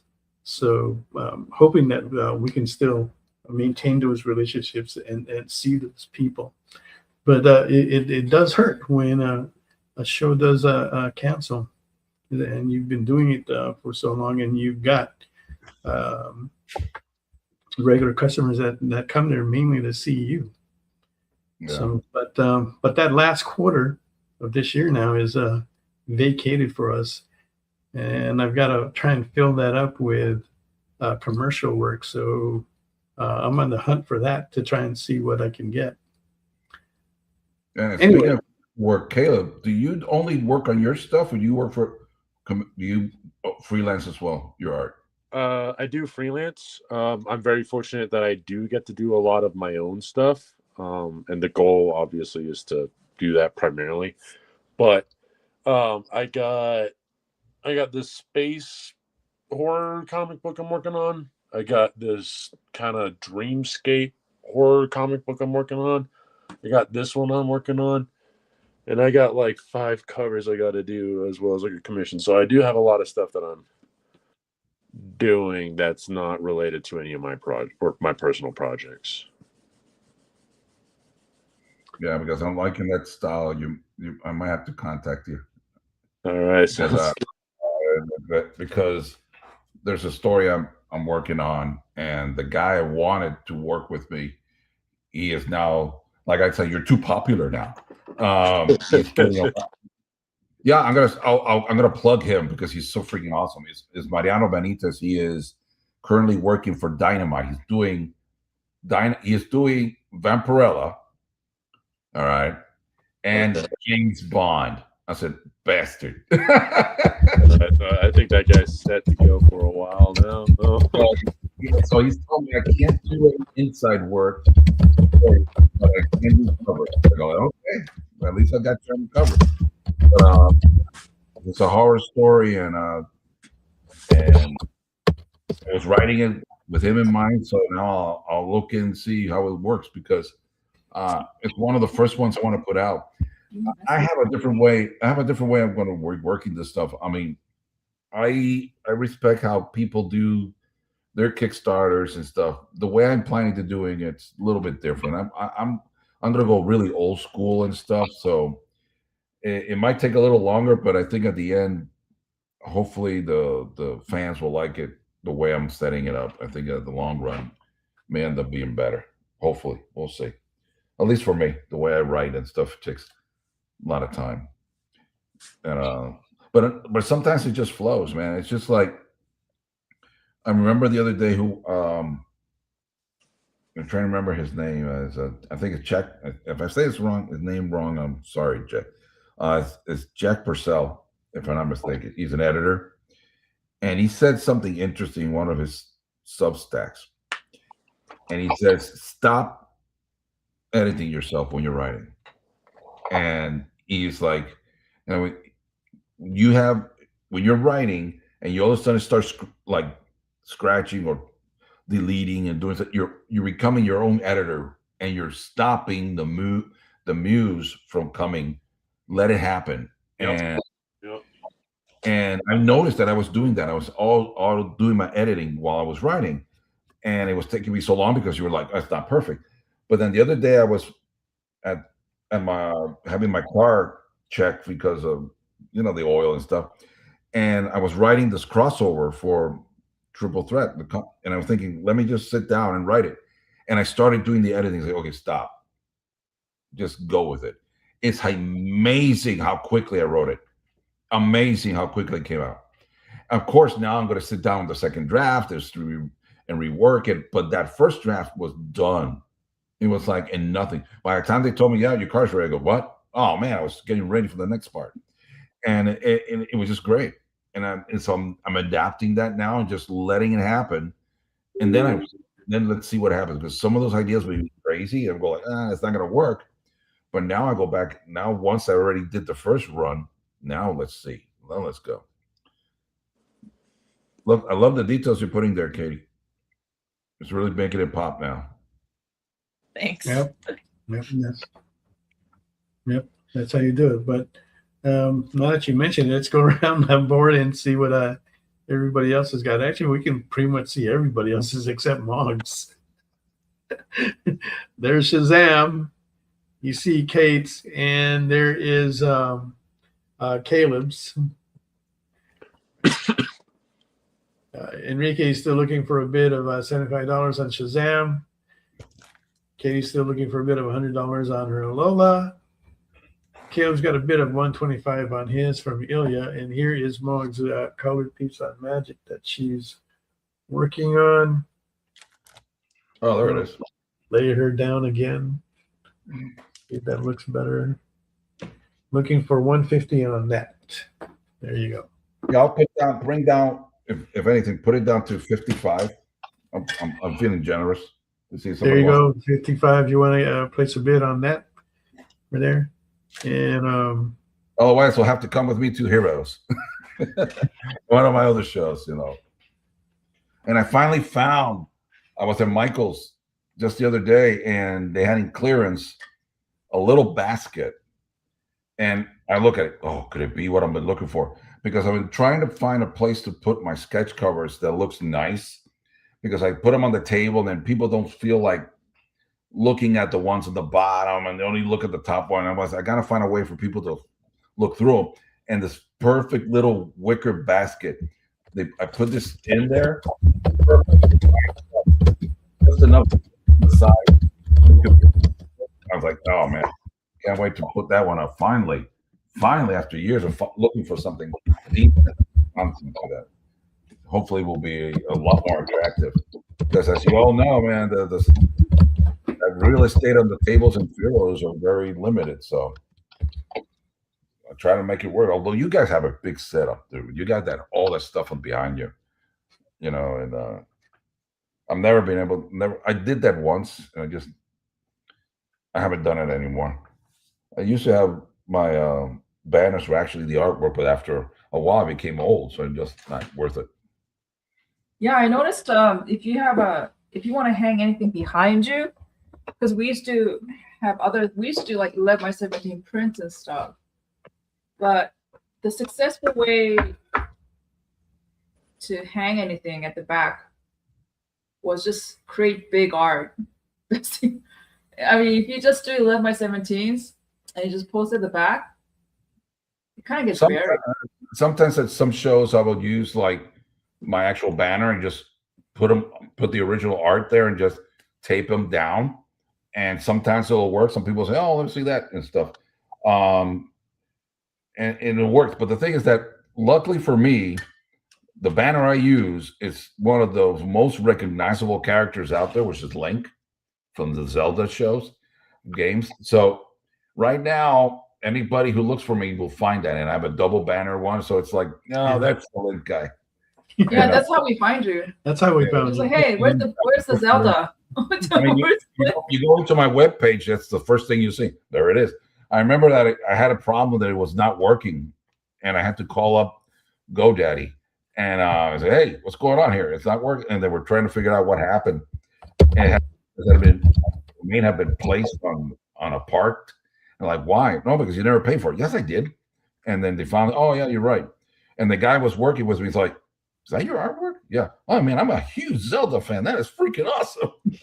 So yep, that's my boy. I've made a career out of that guy.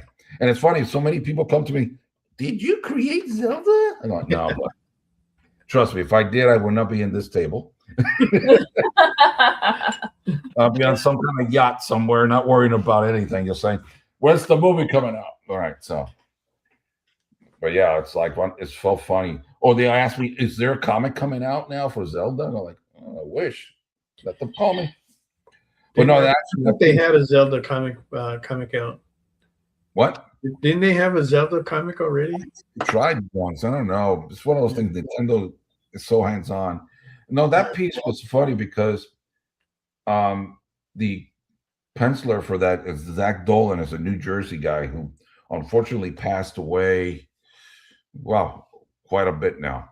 And I remember I saw it, that he posted it, and out of the blue, man, I just started coming back to doing art, and I had the gall to ask him, hey, did you ever complete this piece? And you're like, what do you mean? Well, it's only in pencil. Have you ever finished it with inks and stuff? Oh no, I never did. Would you like to try? I said, sure, I'll give it a try. And he gave it to me. And I always felt that I did my Sergeant Pepper second try. Like I hit it a home run with that one. I mean, one of those things that every line, everything I put out was where it had to be.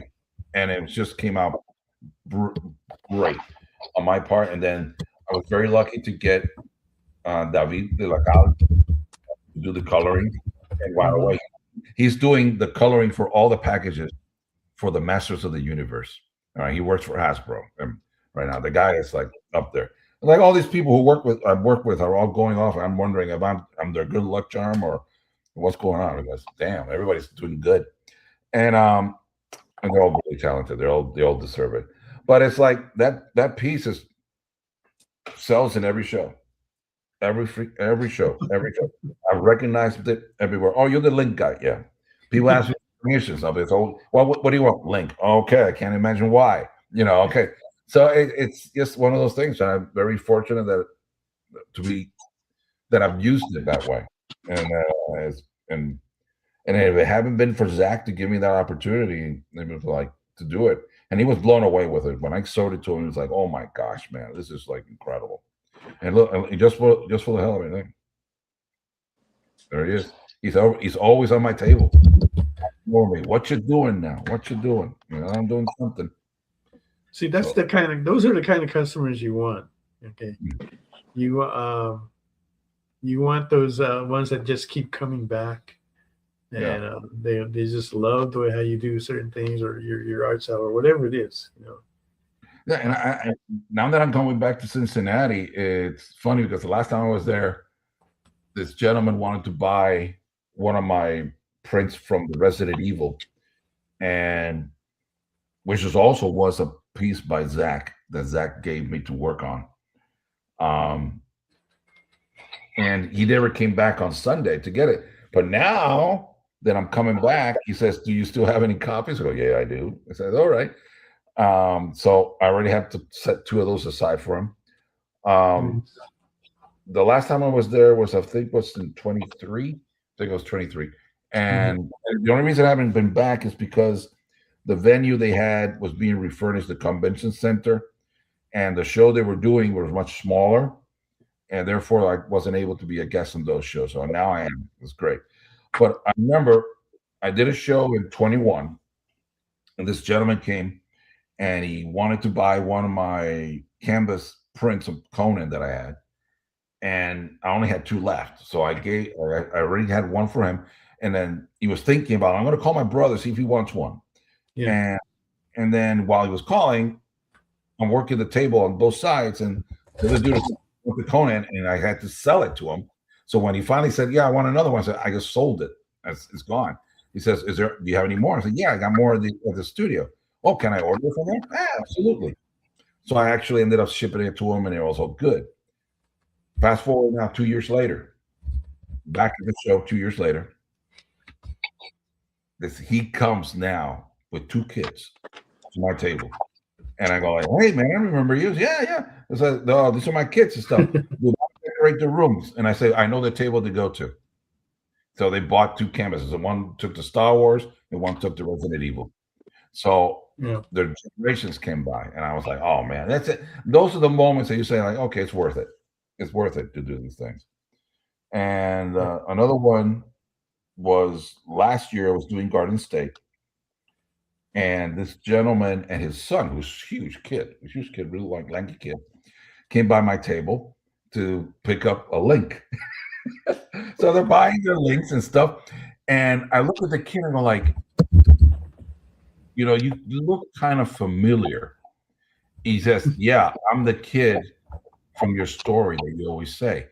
And it's a story that the first time I did Garden State 8 years ago, I did this mini print for the VIPs that had ghostwriter on it, and I said, "I will sign for free and no order people to my table."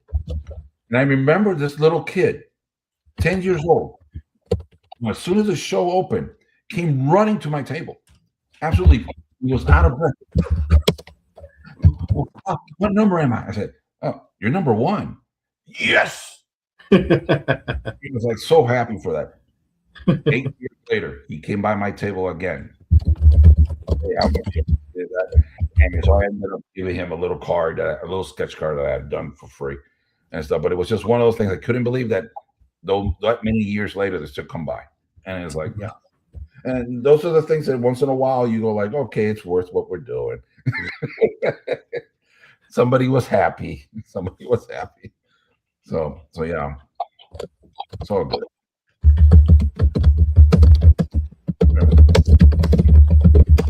All this other great art, man. I feel like I kind of did a little effort. I should have upped my game more. I should have been looking at what was going on. Yeah, I'm trying to keep track of like all the bids that are coming in too.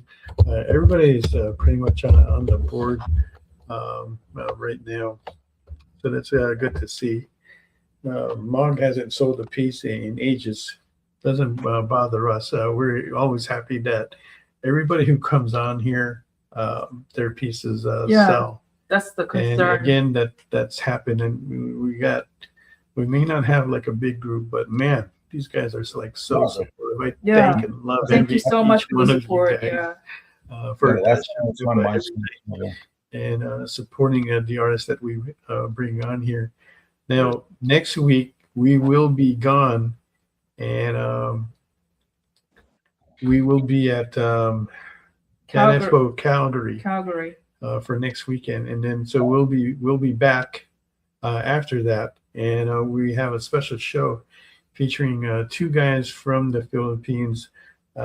Omi, let's see what his name. His name is Omi Remalante, who's actually a very good colorist, and he's done many books for the big companies. You may not know him, but here's your chance to get to know him. And we also have Joe. Let's see if I can get this name. Joe Telacante, I believe is his name. He'll be here. He's a penciler. He's actually done some work for a friend of ours. So we'll be looking at him and the work they do, and also getting their perspective about doing comics from the Philippines, and how they're able to hook up with the creators here in the States, what the relationships are like, and how they view the industry from their neck of the woods. So that's going to be interesting there. I mean, we had the history of the Filipinos working in the industry is renowned. I mean, I've been very fortunate to be friends and know Rudy Negris, and that's one of my favorites right there. He's so good. The guy does some really great inking work. So insane. I mean, it's that like he was doing before with the way how he would ink those bodies and stuff. Man, I think he was a good penciler too. oh yeah, He's the main right thing. now he's up there in age, so it's not as clean. But his previous work was incredible. I remember when I first met him, he came over to my table to look at my stuff, and he loved what I did for the Conan that I had. He was like, "Oh, this is great. I love your Conan." I'm like, "Wow, coming from this guy." It's like, man, it's like, oh my god, I was like blown away. I was like, yeah. So yeah, there's a lot of very rich history from the Philippines. Yeah. And a lot of they people started out as ghost pencilers. Right. Neil Adams was bringing them in, but man, if you look at the work that they did back then on some of the more obscure titles that DC had, and you compare that to the work that was being done then, it's hard for me to. We had some great pencilers at that time, but when you look at what they were doing and the amount of work that they were putting into theirs, it is amazing. And then even to see the work now, it still stands out to comparable with what we have today. Yeah. I'm just amazed with that. Yeah. Okay. Nestor Redondo is another one. Alex Nino.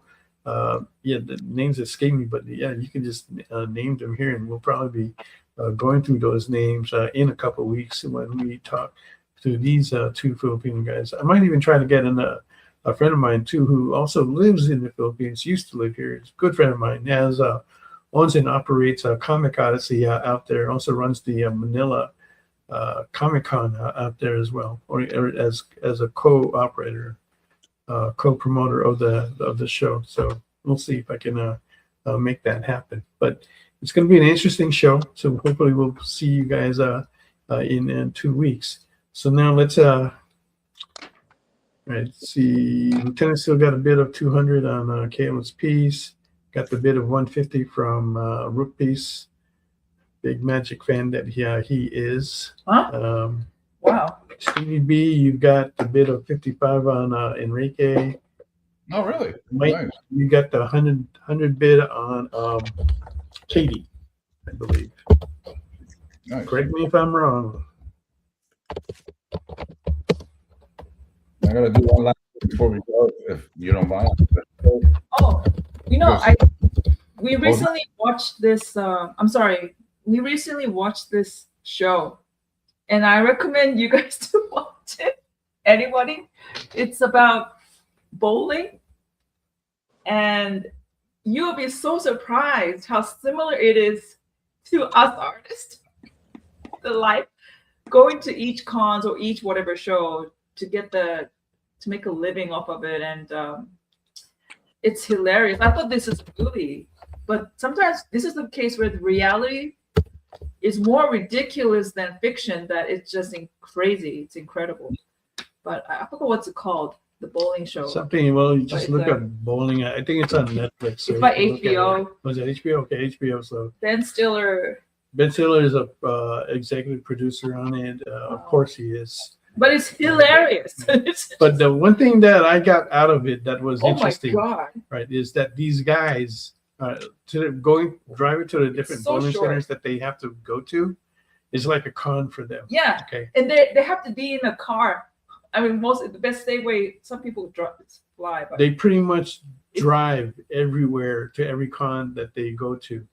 Now these guys, it's so like us. We split the room to share the car. yeah, they're sharing Airbnb. Everything is so Okay. same. Because Gosh.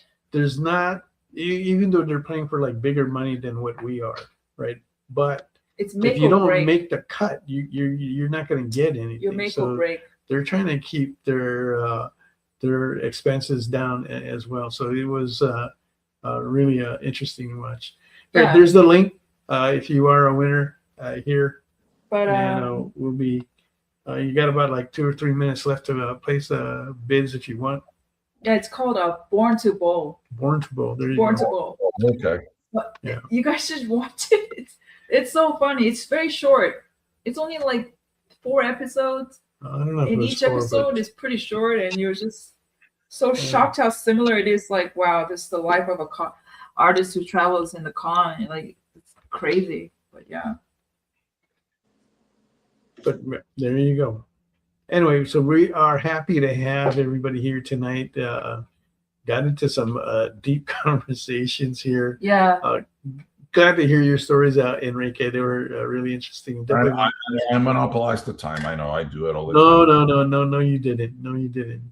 You're the featured guest, so that's fine. And Katie, thank you for coming in, helping to fill that spot. Yeah. Thank you, Katie. Caleb, Yeah, we wish no you the worries. best, and we'll be seeing you soon in a few weeks in Denver. Actually, that's like in about a month. Next month we'll be seeing you there, and that's going to be an exciting time. A lot of big things happening there at Denver this year.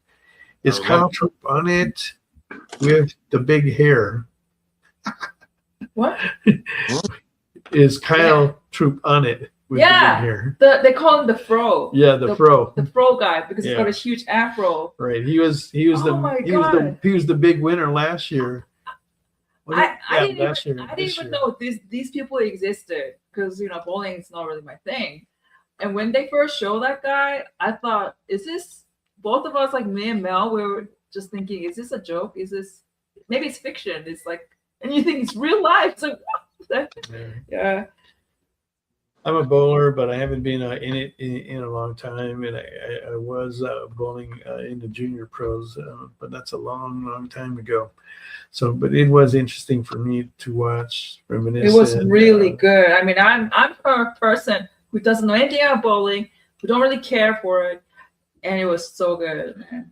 Yeah. All right. So anyway, thanks again, guys, for joining us. Loved having you. Definitely will have you guys back. To everybody else, hope you guys enjoy your weekend.